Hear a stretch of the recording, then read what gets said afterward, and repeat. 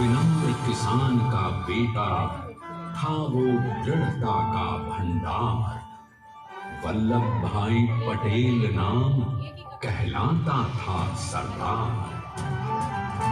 कृषक कार्मिक जनगण से था उसको प्यार अपार। अखिल देश ने उसे रहनुमा किया था स्वीकार।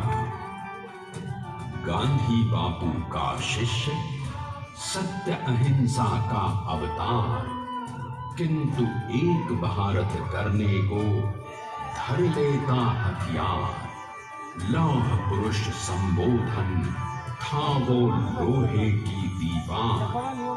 तेज पुंज तुम, शक्तिपीठ तुम, बल का सागर अपरंपार। ऋणी देश का नम्र नमन, तुम स्वीकारो सम्मान।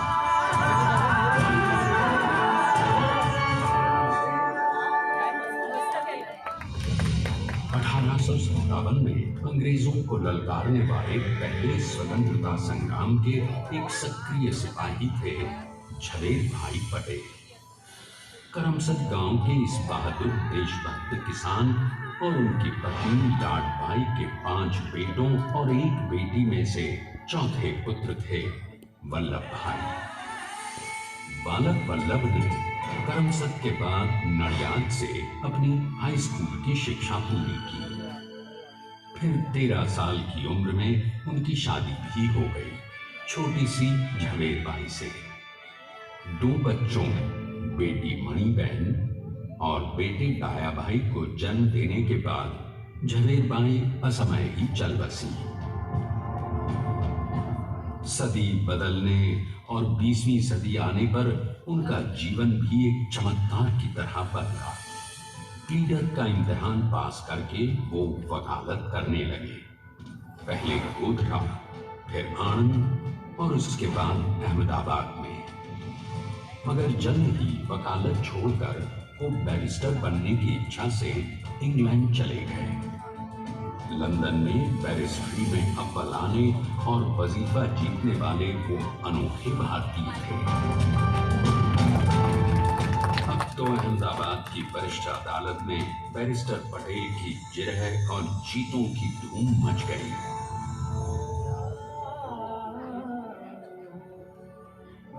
तभी एक युग पुरुष ने वल्लभ भाई के जीवन की धारा ही बदल दी।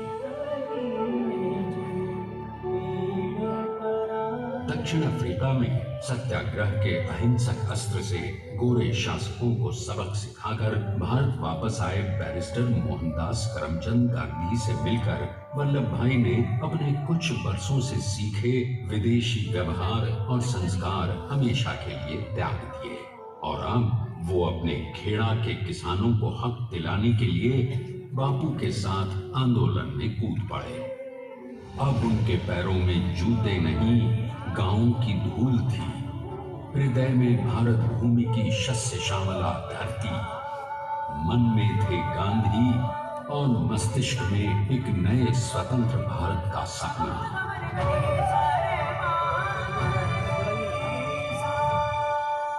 तभी बारडोली के मजबूर मजलूम किसानों की यातना का समाचार उनके पास पहुंचा।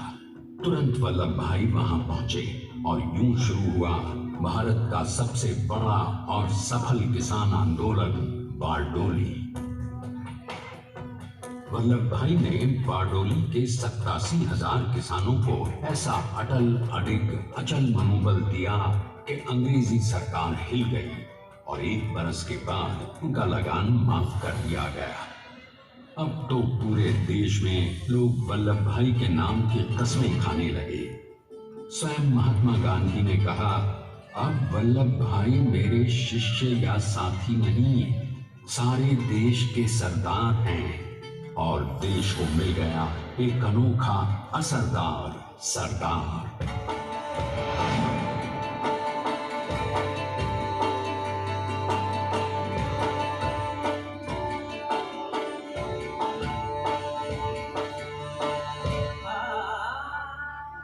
सरदार पटेल के नाम और देशभक्ति से अंग्रेज डर कर कांपने लगे। 1930 के नमक सत्याग्रह और दांडी कूच में वो बापू से भी पहले गिरफ्तार किए गए। तो सन 1932 में फिर उन्हें बापू के साथ ही जेल में 2 सालों के लिए डाल दिया गया। मगर आजादी के दीवानों को, स्वतंत्रता के परवानों को कौन गिरफ्तार कर पाया है। जेल से छूटते ही सरदार को कांग्रेस के नए राष्ट्राध्यक्ष पद पर चुना गया और उनकी सरपरस्ती में राष्ट्रवादी भारतीयों ने तमाम ब्रिटिश सूबों में जीत हासिल कर वहां अपनी स्थानिक सरकारें बनाई। किंतु सरदार का सपना केवल सरकार बनाना नहीं था।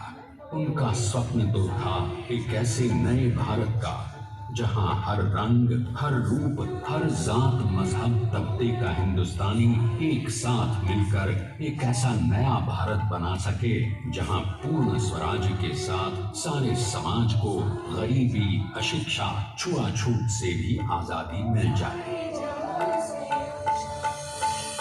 इसकी पहली रणनीति थी भारत को अंग्रेजों की गुलामी से आजादी, ताकि भारत के लोगों की अपनी सरकार सबके साथ और सबके विकास के लिए काम कर सके।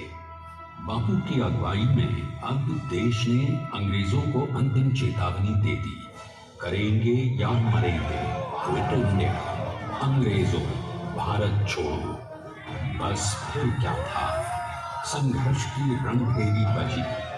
3 सालों के लिए सरदार पटेल को भी सत्याग्रही नेताओं के साथ जेल में ठूंस दिया गया। 2 सालों के बाद अंग्रेजों को बापू के सभी शिष्यों और साथियों को छोड़ना पड़ा।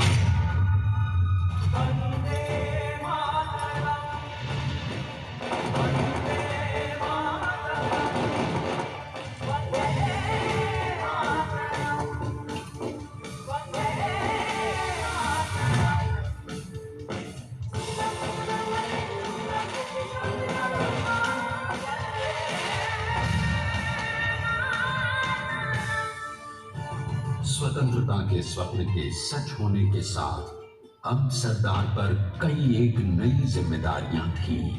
आने वाली आजादी की तैयारी और एक नए भारत के लिए नए लोकतांत्रिक संविधान की संरचना। जैसा उनके साथी ने खुद कहा था, सरदार ने ही छेनी हथौड़ी लेकर एक नए भारत को उकेरा है।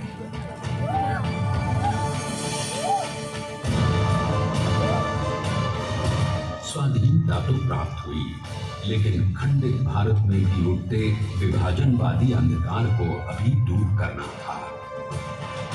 जब देश के खंड खंड होने का भय उत्पन्न होने लगा तो सरदार ने निर्भय होकर खुद अपनी केंद्र सरकार और साथियों को भी चुनौती दे डाली और जम्मू कश्मीर को बचाने के लिए सारे देश का आकाश वायुयानों से भर गया।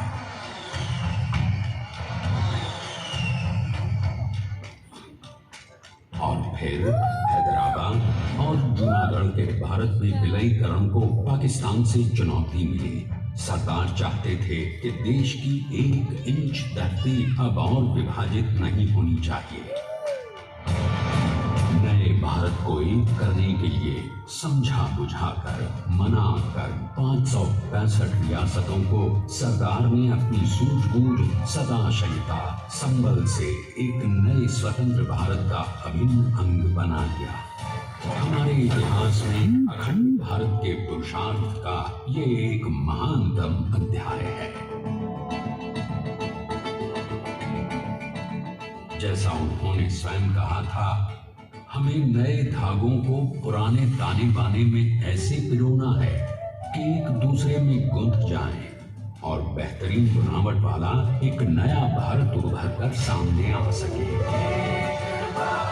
अंततः अपने वज्र दृढ़ संकल्प से एक नया विराट विशाल एक भारत श्रेष्ठ भारत बनाकर दिखा ही दिया सरदार ने। संसार के सबसे बड़े प्रजातंत्र के शिल्पी को प्रणाम करने के लिए देश ने बनाया है ये समर्थ स्मारक। स्वाधीन भारत को समर्थ भारत में बदलने वाले सरदार पटेल को समर्पित प्रेरणा तीर्थ भी है।